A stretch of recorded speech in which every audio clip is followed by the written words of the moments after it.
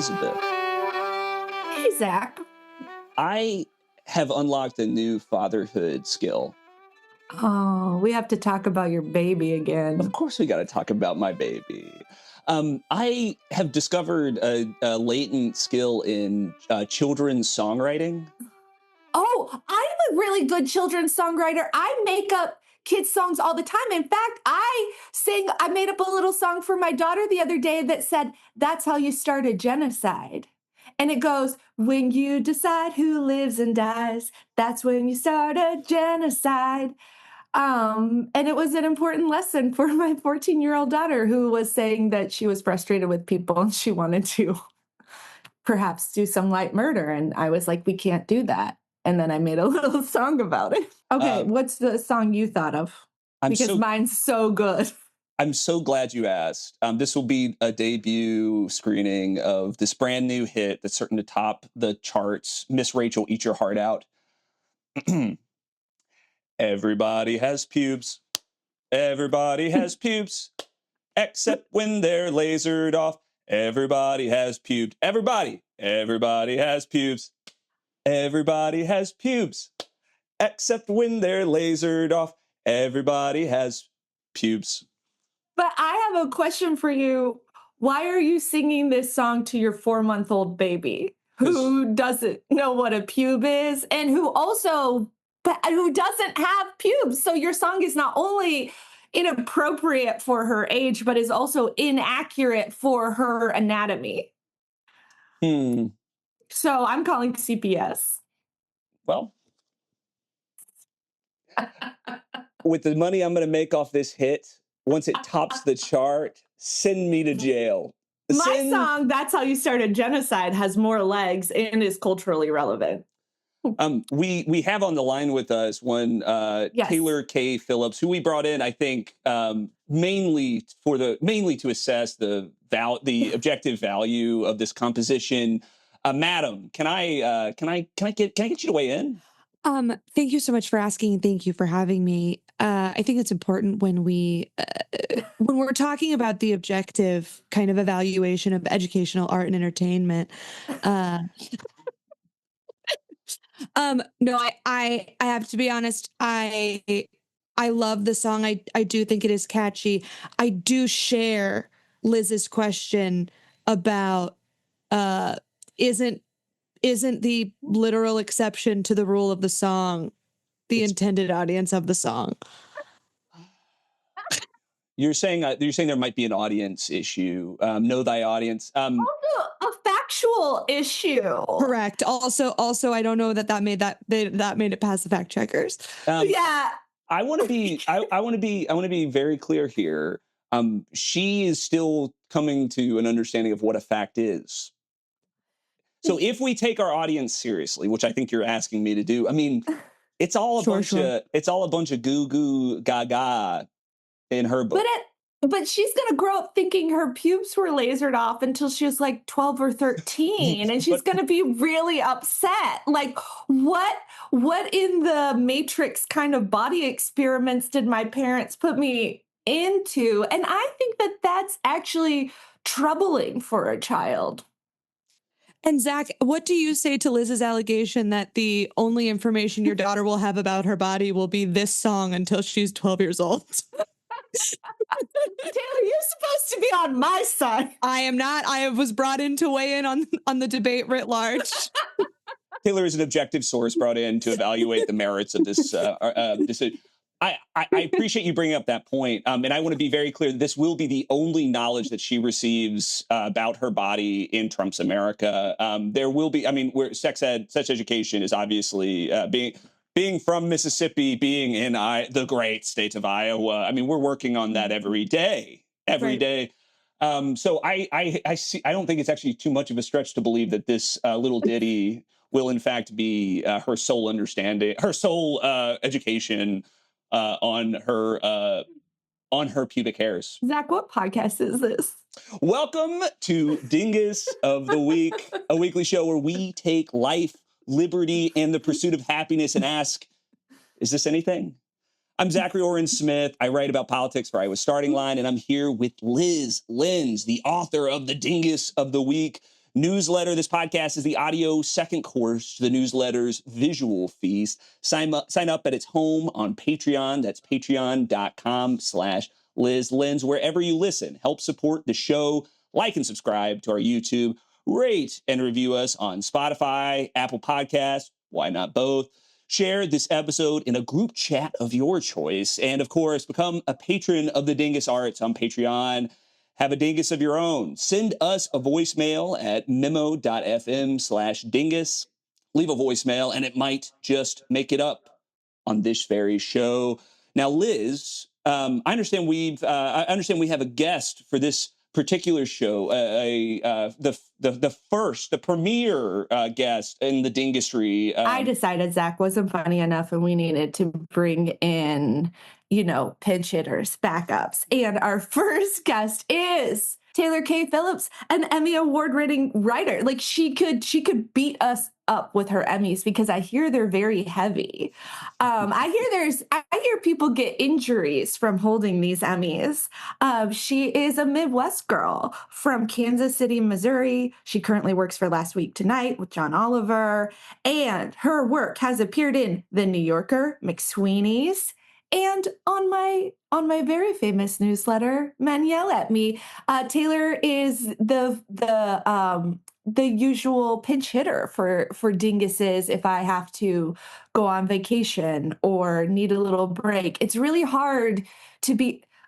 It's so hard to be so funny all the time, but I will say, though, Zach, when we were having our podcast meeting, we were talking about this week. And we were like, how do we be funny this week? And we were both on the phone. We were like, well, thank God we're bringing TAYLOR on because we have no idea how to be funny in a week that's so full of tragedy in the news. And also, but this made me think of something with your job, TAYLOR. How do you guys be funny? Because you've been doing your job for so long. How do you guys in the writer's room be funny on weeks just filled with tragedy? Where are you finding that humor? And do y'all have any kind of rules about what you will make jokes about and what you won't? That's a great question. And I think, you guys are journalists and you understand, and honestly, maybe understand in some ways better than anyone the benefit that we as comedy writers get when we process information in weeks like this, which is that we get to react at the height of our emotion immediately. And so there's an extent to which I actually feel like I'm in the best situation because I get to go to work and I don't have to do any type of mitigating of my feelings at all. My actual job is to respond with basically emotional authenticity to what's happening. And then we can moderate later kind of with our show, we can moderate later the flow of it where it's like, even if you have, I'm in dark comedy writer brain. I think it's Tina Fey who said, if you want to make a group of people laugh, dress a man up like a woman and push him down the stairs. If you want to make a room full of comedy writers laugh, push an actual old woman down the stairs. And Sick. That is that's sometimes what it feels like, where it's like, okay, this is where I would go. And then for normal people, I need to mitigate it a little bit to make it, a little bit less dark. But I think the joy of, which is why I'm sure Dingus of the Week is so great for you, because as journalists, you have to, I think, a little bit be like, I'm telling the story and my, the height of my emotional reaction could actually do, that's not what the number one part of my job is here. And mine is. So actually sometimes in weeks like this, it's like, oh, thank God I don't have to, go give a driving test and act like this isn't happening, or like talk to someone about their taxes. I was talking to another comedian who I really love and who's also pinch hit a Dingus before about writing comedy, because I'm not a comedy writer, right? Like I am a journalist. So I'm funny, but there's a difference between being a professional comedian and then being somebody who's like occasionally makes a joke. And I fall into that ladder. You're pretty funny. You're I'm so pretty. funny. You're very funny. Thank you. Zach's like, and I funny looking. Got her ass. But I I was talking to him and I was like, well, I have to set up some rules for myself because like with the dingus, I try not to make jokes about like people who have done sexual crimes, which is really hard in this America because like, you can make a joke about somebody and then later you're like, "Ugh," you know, oops. And so like that one's a little loosey goosey because I do be making jokes about Pete Hegseth, alleged. Alleged jokes or alleged Pete. Both. Both. Don't sue me. And so the like, but I was telling him, I was like, well, do but like there's some things I just have to keep off limits for myself. And I was like, oh, to Josh Gondelman, that's who I'm talking to. And he was like, I was like, do you have things that are off limits? He goes, no. Because he's like, nothing's off limits if you're funny enough. And I was like, oh, I'm just not funny enough. Because I was like, okay. Yeah. Well, but also if you feel uncomfortable about something, you're not going to be able to make a joke. So they're like, if you've got your barriers up about certain topics, you're not going to get to the point. It's not like it's not a like.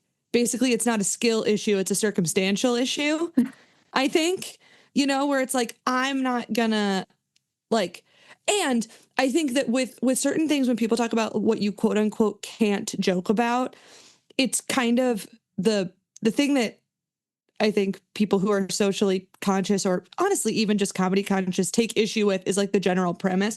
So it's like, if you're making a fat joke, right? It's like, okay, but I disagree with the fact that like being fat is funny as a baseline, right? It's like I disagree with the premise that like that it's like, oh, what we've decided the shared cultural consciousness is that fat people are lazy. And it's like I disagree with that premise. Yeah. So I'm not going to engage with that joke. And it's the same with, like anti-trans jokes are, well, what we can agree with the comedic premise is this person is pretending in some way. It's like, no, I disagree with that premise. So it's not funny. Taylor, I like the distinction between the circumstance. Like, was there a time before you kind of created, created that framework for yourself that there's like a circumstantial division between like what is and is how we come to a joke, how we begin taking on finding the comedy in maybe a darker topic? Oh, that's so interesting. I'm going to do this so fast because otherwise it's going to bring everything down. But it's something I applied to comedy that I learned in a different place, which was in an essay writing course about how to write trauma. And the idea is that you like, if you are writing a piece or like you are applying your craft to write about personal trauma, you have to be distanced enough from it to treat the work as craft. Otherwise you can't say you've written a piece yet. And you need to honor both of those parts.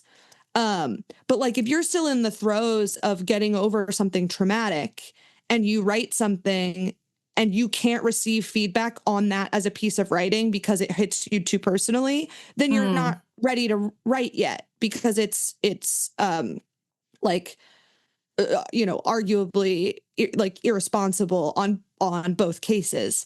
And it's just a time thing. And so that's the kind of downer version, but I think that's also applicable to jokes where it's like, if you are not giving of yourself emotionally fully to whatever reaction you're having, you're not going to be able to write a joke about it. And also, if you as a person are like, I'm not going to find this funny. I see how other people are going to find this funny, but like, man, I hate spiders. And the idea of someone being afraid of spiders and jumping on a chair and being like, like that just gets me in a different way. Like, have either of you guys watched What We Do in the Shadows? Of course. No. Okay. No. It's a vampire movie and also a vampire show. And I am just like too much of a sensitive little baby where it's like some guys being a jerk behind the vampire and they turn around and they kill him because they're a vampire and he was being a jerk. And everyone's like, ha ha ha, look at all the blood. Da, da, da. And I'm like, that man's mother is going to call his house tonight. And he was a son, damn it. He was a son. Like someone's son is not coming home because Matt Berry got irritated with him on a midnight walk. And I haven't been able to watch a Matt Berry movie ever since. and I won't. I won't engage with it. Am I frozen to you guys also, or can you hear me and it doesn't matter? I can hear you. You are frozen. Okay, great. Yeah. It's a cute face is what's important. It might be a good moment to segue into TAYLOR K. Phillips. I understand you brought us a dingus of the week. I have a dingus. I am behaving kind of like the United States of America at this moment, where I am coming into someone else's land and sort of rewriting the rules a little bit. So I saw the dinguses of the week in the newsletter, which is Rubio and kind of ICE agents writ large. Yes. While also heartily co-signing the Pete Hegseth Dingus of the Year. Yes. I would like to offer, in the context of all of this, a latent Americana dingus, which is our national commitment to monolinguality. Whoa. And the idea that we are now, everybody's talking about Venezuela and everybody has really big opinions about Venezuela. And now we're talking about Greenland and Denmark and all of this. Like, what role does America play on the international stage? And neither our president nor our vice president speaks more than one language, and neither does like the rest of our country, with the exception of the people that we are basically trying to castigate out of the country, who are bilingual. And then something, as I was thinking about this, is that none of our national leaders on the scale, except for Marco Rubio, speak multiple languages, but the first lady, the second lady, and the wife of the Secretary of State are all bilingual. Wait, the wife of the Secretary of State, Marco Rubio's wife. Marco Rubio's wife is bilingual. Oh, yeah. Her parents are Colombian. Oh my gosh, I didn't know that. See, I don't know the wives. Yeah, I don't know. That's my brand of feminism, is I'm trying to be like a horrible man. And so Yes. I'm like, oh, the wives. Like, I kept like seeing all these headlines about like Maduro's wife. Like he was captured and his wife. And I like ended up like Googling. I'm like, wait, who is his wife? And then I was like, oh, I found out she was actually like super evil too. You know, it's not like they like scooped him up and they were like, and now bring your wife along. You know, like it was like, oh, she also really sucks and like has been the architect of a lot of his like oppressive policies, and she's a lawyer. Yeah. So it's like, I was like, say her name, you know, like say her evil ass name. Although put in the same position, I can't imagine. I can imagine that if my wife was getting kidnapped by a foreign nation, that I might say, well, it is a free ticket, right? Companion pass. Absolutely companion pass. It's like at universities, they do a partner hire. So it's like. So you're telling me that yes, the United States, our love affair with not necessarily our own language, to be clear, but not speaking anyone else's language, which I think is, in fact, our national language, is not yours. Yes. And it is such a weird thing to me, because I do think it's on the left and the right now, these like opinions about what's going on in Venezuela. And we have like, instead of, you know, we're removing all nuance from the equation where there is tons, right? It's like, we're tuned into Venezuela now, and we haven't been. It's like we have been moderately for a while at intermittent intervals. We were like and then we're like, and this, thank goodness Trump didn't win the Peace Prize. And then this woman was like, and I wish he had. And we were all like, wait, what? Okay, wait, Yeah. how do we feel about Venezuela? And Marco Rubio is the first Secretary of State, I believe, to speak, like, to be bilingual in Spanish. We have never had a president that is actually bilingual in Spanish. Bush and Carter spoke like a little bit.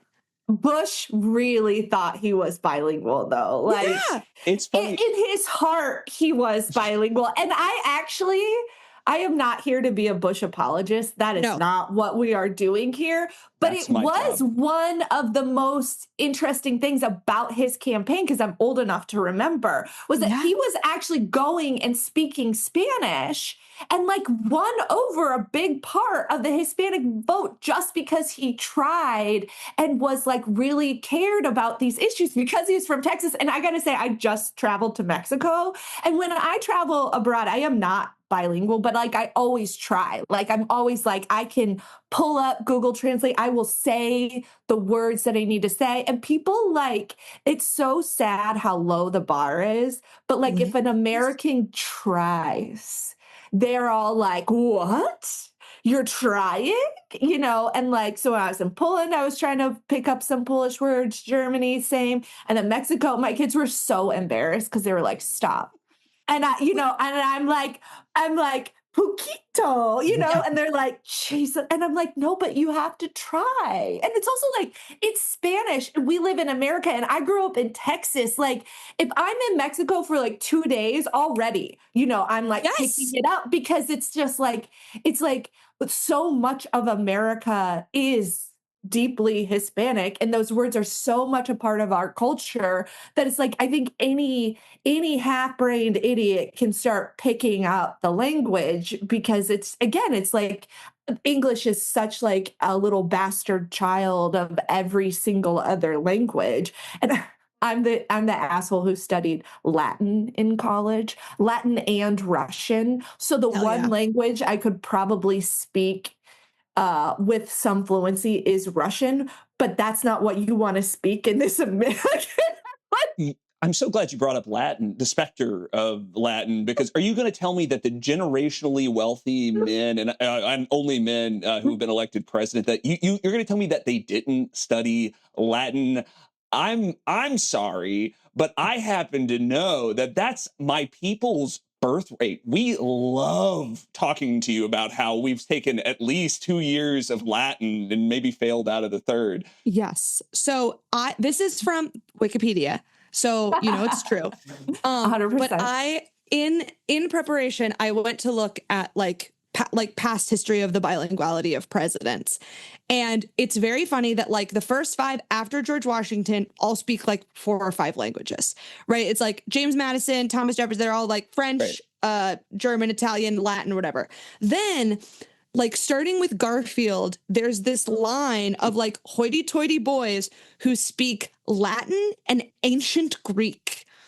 Not even modern Greek. Not even modern Greek. Yeah. It is so funny to me. And how far are we into the podcast? I want our listeners at home to recognize however many minutes, whatever drink you have to do. I attended Harvard University. She waited. I think that from the time I started recording on my phone, she waited 25 minutes and 31 seconds. And I got to say, that is restraint. Yeah. That is, never has a Harvard grad held it together for so long. And I got to say, actually, and I'm going to give Taylor some props here. I've known Taylor for a while now. I mean, we don't like hang out because you live in another city, but like we email and Harvard has never come up. Actually, I'm shocked. No. And it is coming up for dunk purposes only, which I feel like we can get behind is acceptable, which is that I went into school at Harvard with like, I spoke French as like with my family and school and everything. So I studied French, which is ironic for a thing that I will bring up in a second. But I went in and I was like, we had a language requirement that you could test out of. And so many people, because I I went to school in Missouri, and it was a private school, but it was not, I didn't realize the same that private school other places is, which is like, I would ask people at school where, like, if they took another language or if they had to do the language requirement. And all of them were like, well, yeah, but I mean, I did Latin in school, obviously. And I was like, what? So it's like, so you could, you can like read the building for a set. Like, it's like, I was like, that seems so impractical. And I know, and God bless him, my husband, who, for those of you waiting for the irony, is Colombian. And so I fell in love with a man and had to learn Spanish as an adult when I spoke very good French already, which was very frustrating, but very validating and an important part of my cultural growth, which we will discuss in a minute when we talk about the bilinguality of our nation. But it just seemed to me so deeply impractical to study Latin instead of, because that's the other thing is like, oh, we took a foreign language in high school. What we took was Latin. And these are kids in Chicago or whatever, or I guess I'm kind of blowing up your spot, Zach. So it's like, did you take Latin instead of a language that you could speak to another human being as a means of communicating and sharing the human experience? No. I took Latin so that I could huff my own farts. I took Latin for the principled stand that I wanted to be able to describe to two women on a Zoom call what the difference between declining a noun and conjugating a verb is. That's awesome. Did you know that in Colombia they say, did you know that in Colombia a general kind of curse word is just saying gonorrhea? It is in my house too. Yeah. Right? Yeah. And in that way we can all come together as a human race, I think. And like this, I think this is so beautiful. Taylor, I could give you the FIFA Peace Prize next year, because I think what you've done is you've joined us together as cultures, as communities, and saying the word gonorrhea is just hilarious. You're saying gonorrhea brought us together. Maybe gonorrhea was the friends we made along the way. Gonorrhea was the friends we made along the way. It's like there's so much joy that you get from learning another language, and it is hard and it is embarrassing. And there is something so like Pete Hegseth, like a couple of years ago, gave some like while he was still at Fox News, someone was like, oh, I'm here or whatever, and I speak German. And Pete was like, I'm not there and I don't speak German. I only speak American. And it's just this weird fascination, I think, with the idea of being uncomfortable, being bad, period, all the time. And if someone, it's like, if we're in a room, it's your responsibility to be uncomfortable. And like, you need to try to speak English. And if you don't speak English, that is bad and frustrating to me as an individual. So that makes it wrong. But the idea that I don't speak your language doesn't mean anything. And then the other thing about it that I think is kind of the more sinister and dingusery reason is that the argument against it is that there is no practical reason because, quote, everybody else speaks English, which is not untrue, but such a weird, I think, like, what a weird kind of throwing up your hands and be like, everybody speaks English. Whatever they say behind my back is none of my business. Can I? My wife's a French national, and the specter of a child in my life that speaks a language that only my wife understands is such a cripplingly terrifying reality. I have never studied French with more joie de vivre, if you will, in my life until I realized that, oh shit, my kid might have inside jokes with only my wife. Right. Like outside of like obvious reasons, right? Me being me, but like for lingual reasons, I can't have it. And so I'm learning it on the sly, and I'm glad no one will listen to this podcast so that my wife won't find out. I do think there is something though, like about being uncomfortable and being outside. And so like because we're such a big country, like other countries are smaller. Like you drive 2 hours, you're in another country. Like you're in Germany, you drive, and then all of a sudden, like, whoops, I'm in Belgium. Like, I actually don't know if that's how geography works, but nobody fact check me. Let it. Oh. I'm an American. I don't need to know geography. Sure. But it's like you're in Ireland. You're there. You know what I mean? Like it's just like 2 hours that you've seen the whole country. Yeah. But like we're here, we drive like 18 hours. I've done the 18-hour drive. And so it's like, it's really, if you're an American, you can go a lot of places without being forced to confront your own ignorance. Face to face. And then if you travel outside of the country, then all of a sudden you're in that space where you are not, like other people who are raised in other countries have to be in that space. Like even in Mexico, like 332 dialects or 600 or something. And it's like not even the people in your own country always speak your own language, and you just have to learn and adapt. And so when you go to another country and you are an American, like you find yourself on that uncomfortable outside, and you have two choices. I can try to change and adapt and like kind of meet, like, when in Rome, be like the Romans, or I can insist that everything be like adapt to me. And that's the American ethos. It's like, I go somewhere and you all have to adapt to me. I traveled with my dad a year or two ago, and we went to Poland and Germany. We went to Krakow and Berlin. And at one point in this Polish hotel, we were trying to, and I have sisters who travel internationally a lot and are really good at just kind of like piecemealing together language. And my other sister speaks French. And so, we were working together. We were trying to arrange a trip to go to this, my dad's like family's homeland. But it's like very, but it's also like, I was like, factually, is this our homeland? Because his last name's Baranowski, so that means he's from this town, Baranow, but there's a couple Baranows, and it's also like Poland, they get conquered every couple of years. And so it's like, they're right there. Yeah, They're it's right like, there where's in the map. Yeah, and like, and this town was like also like right on the line where it was like, were we German or are we Polish? We don't want to talk about it. And so like, but the whole thing was like, and so me and my sister are trying to arrange this transportation because like Poland is also like a lot like rural Iowa, and that there's like no infrastructure. So we got there, my dad's like, well, just take a bus. And we're like, you're stupid. Like there's no bus. So we were arranging this transportation. And at some point my dad got frustrated because he wasn't understanding what was going on. And he slapped the counter and goes, I'm an American, speak American. And I had to grab him and pull him away and just be like, Carl, what?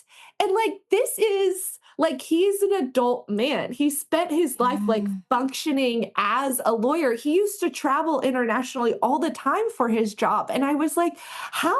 And I guess there was part of me, because I'd never traveled internationally with him, there was part of me that just expected like, oh, he knows what he's doing because this has been his job his whole life. And I was like, oh my God, every place he's gone, he's expected people to adapt to him.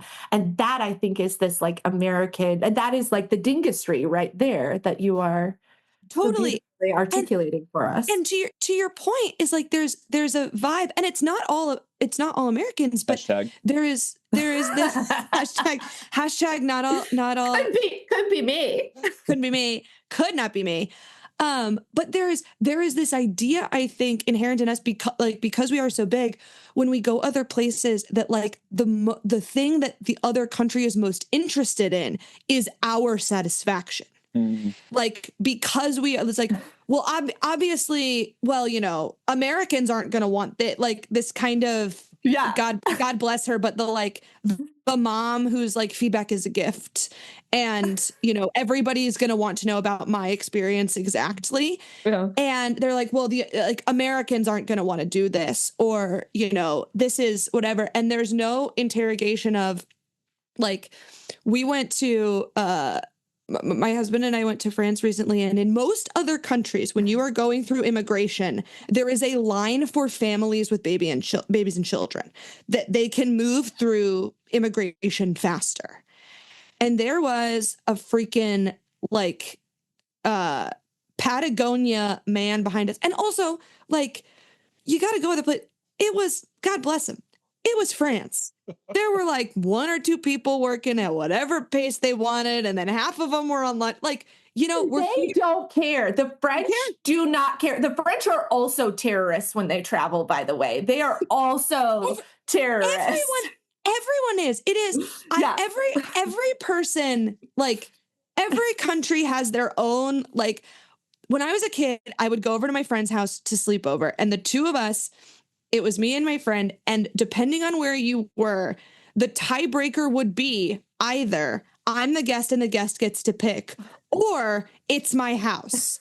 Yeah. Like, it was never a consistent rule, right? Well, it's whichever one lets me win. I think that's actually a very consistent rule. I don't know what you're saying. It's whichever one decides that we're not watching a movie, we're going to plan restaurant for my parents in the morning.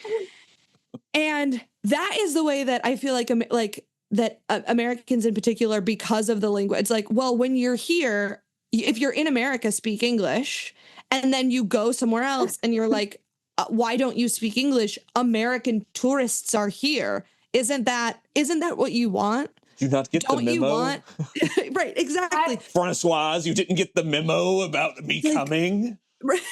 I gotta say though, there's like this like American guilt when you travel abroad. And since I started, like my coming of age happened during the Bush administration. When I traveled abroad, you were told to say you were Canadian because everybody hated Americans because that was the last illegal oil war, you know, like, woof. Oh, this is your first illegal oil war? Get in line.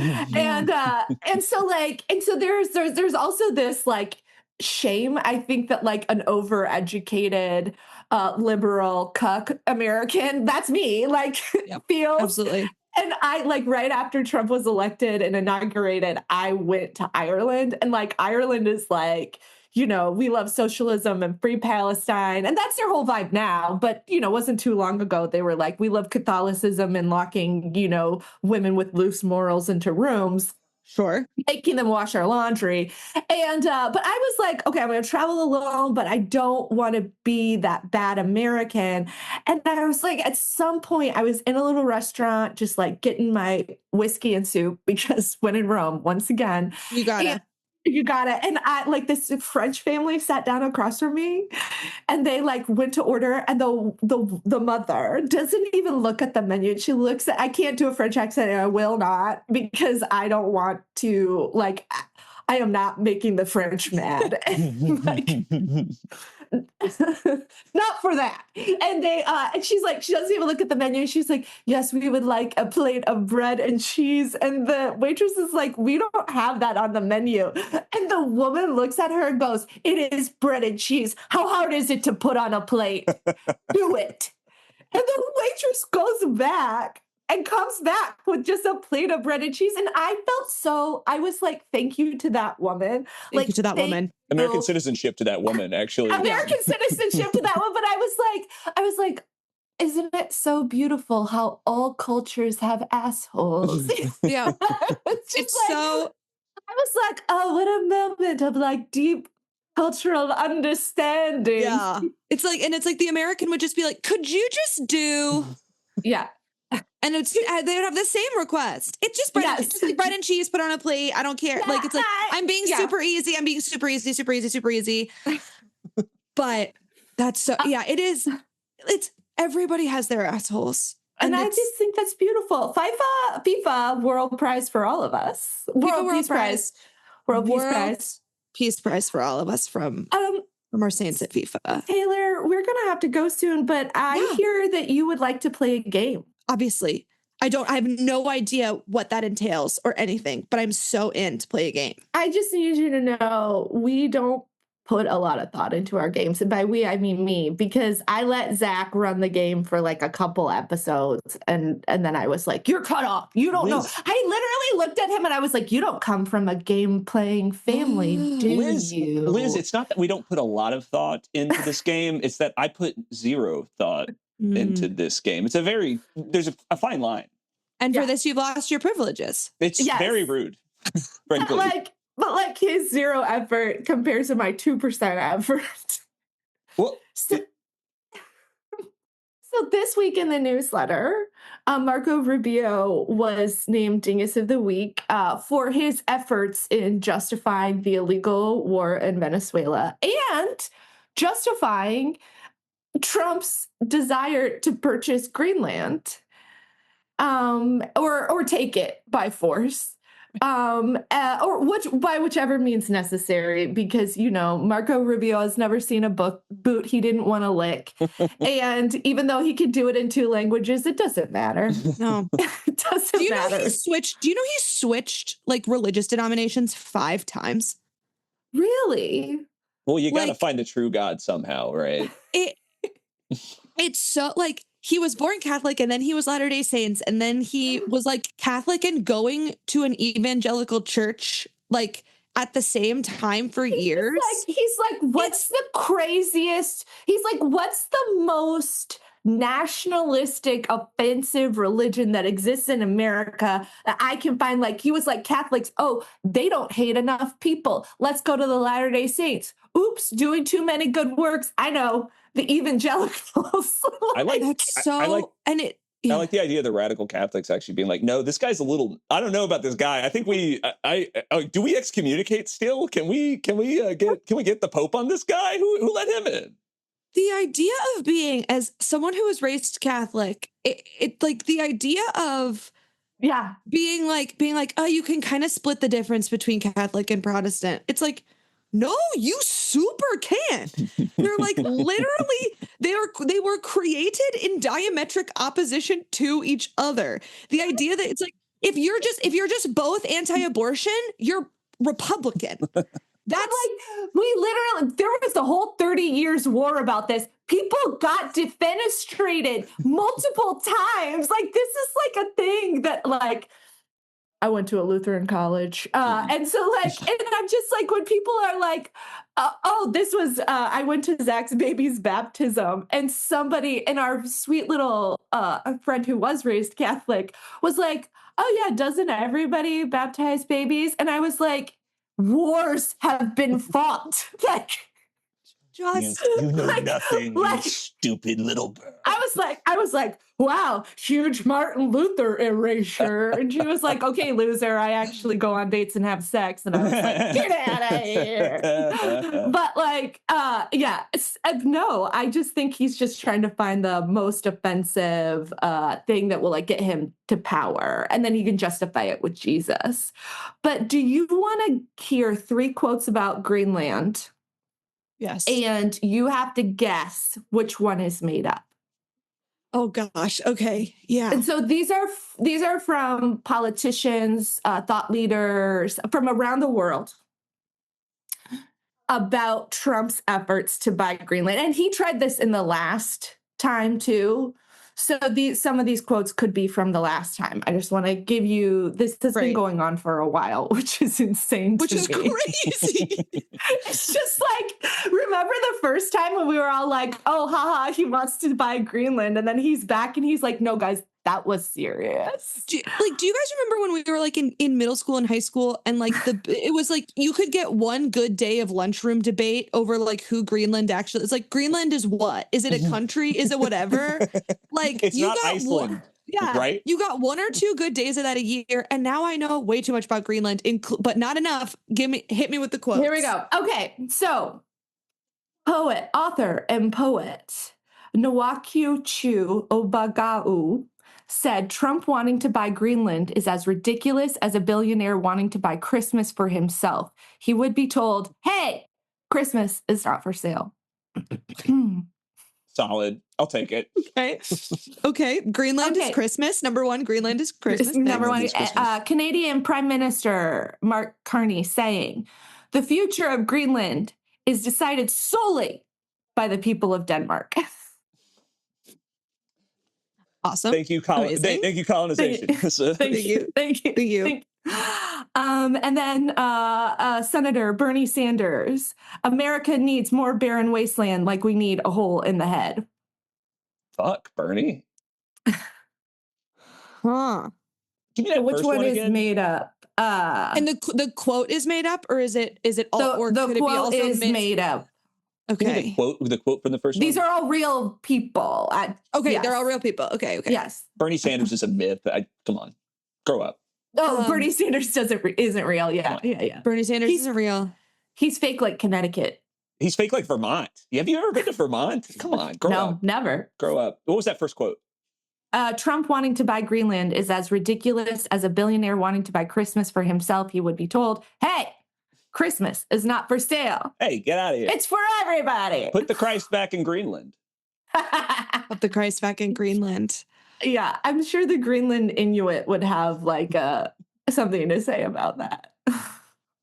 Gosh, it's so wild to even be talking about this. It feels like, you know, a thing that you make, and then he's going to buy Greenland or whatever. And then somebody, like the one person in the room just kind of kept going and be like, what would that even look like? He's like, I'm going to buy Greenland. And then like everyone else, it feels like a long continuation of a throwaway joke that someone made. It feels like a Nathan for you skit. Yes. Right? Yeah. Like, or something like that. It feels like some sort of like man comedic bit where he's going to do like a whole like persona of the guy who wants to buy another country. Like, what would it cost? Thank you all. Thank you all for coming to my the presentation on my academic monograph that the actually proper read of President Trump is a bad comic trying out bits that aren't working. This is actually, the bits economy, if you will.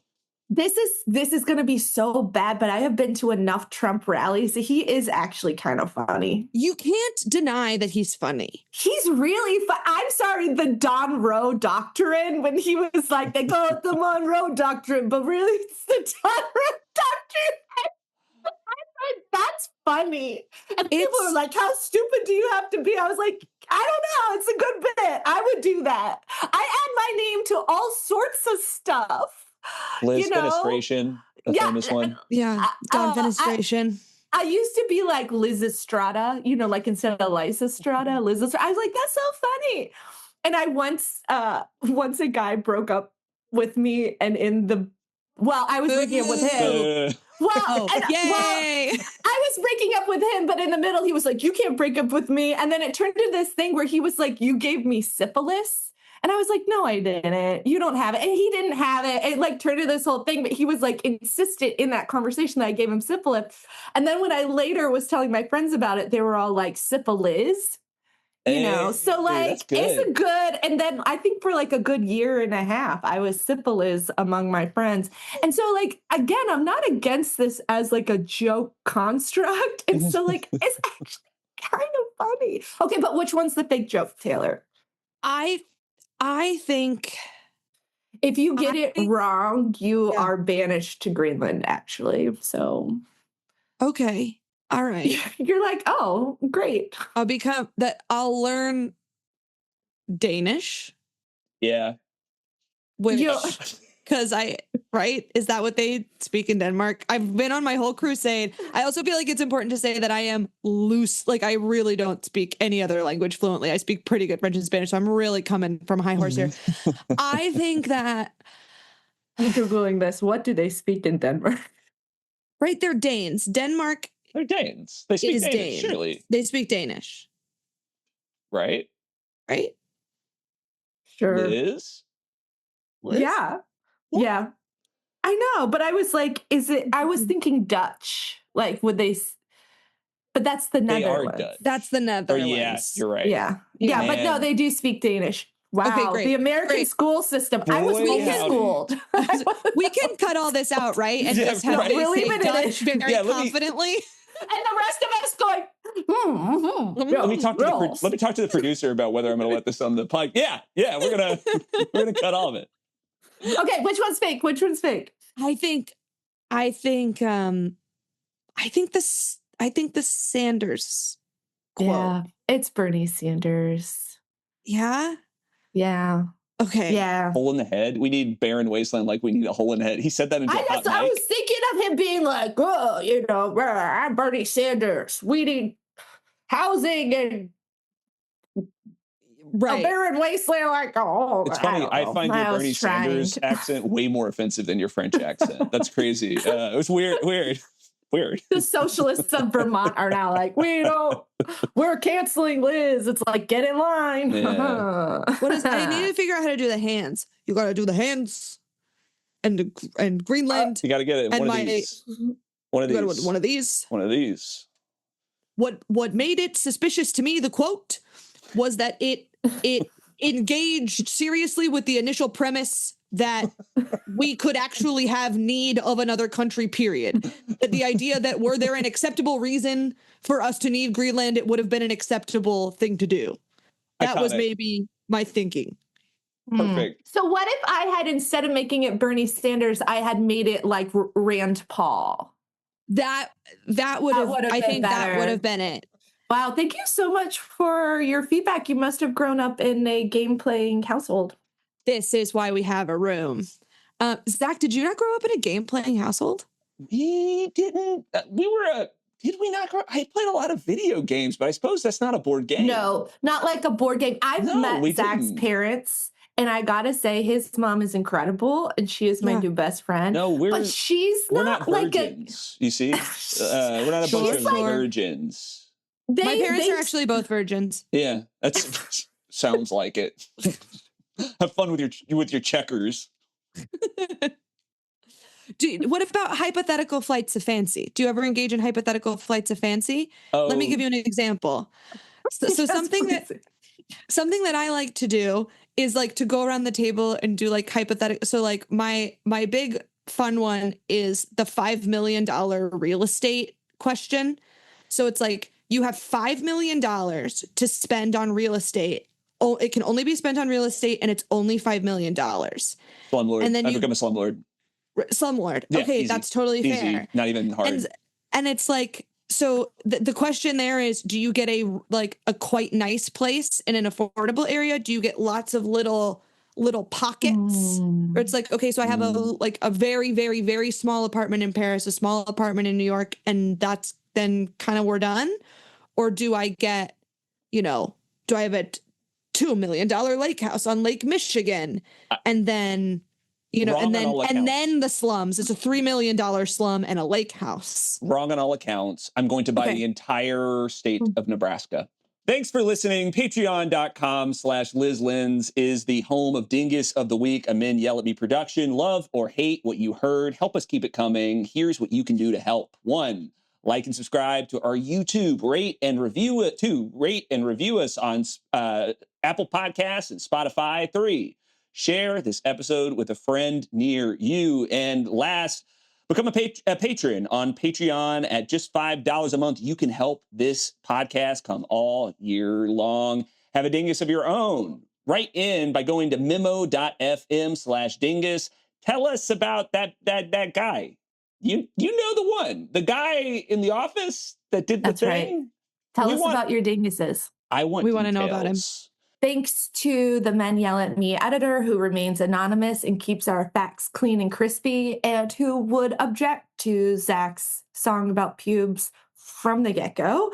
Thanks to assistant editor Isabella Rosario, who is the best. And thank you to Laura Benitez for our fun little song, which you can now find on Spotify and Bandcamp. So if you want to find this Dingus ditty, go search it up on Spotify and Bandcamp, and you can be on Spotify now, you woke ass losers, because they stopped running ICE ads. So go find our little Dingus ditty and play it for your friends, or play it for your father whenever he tries to engage with you on a conversation about Elon Musk, hypothetically. Friends, fathers, funerals. And thank you to TAYLOR KAY PHILLIPS for joining us for our maiden guest appearance on the Dingus of the Week podcast.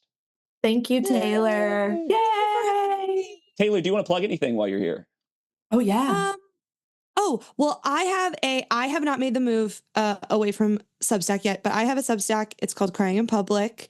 And I would also like to plug, having listened to the last Dingus of the Week podcast, my opinion about the Beast, which is Beast way hotter. The Beast is way hotter. In fact, we heard a lot of feedback from people. They got into my DMs. They recorded some memos for us, and it is universal that the Beast is hotter. And I just think Zach doesn't understand the culture of women in Disney movies. And like there are some things that are not up for debate. So, and I'm so happy to hear that there's so much interest in this topic, in being so wrong about how hot poor Prince Adam is. Next week, tune in next week. We will discuss this. There more. might be an in-depth walkthrough. I'm going to create a hotness ranking of all the animals in Disney movies. That is what the people want. That is what the people want. The people yearn. The people yearn. They long. That's what they want. They nuzzle. They shed too much on my couch for the Beast. Yep. That's right.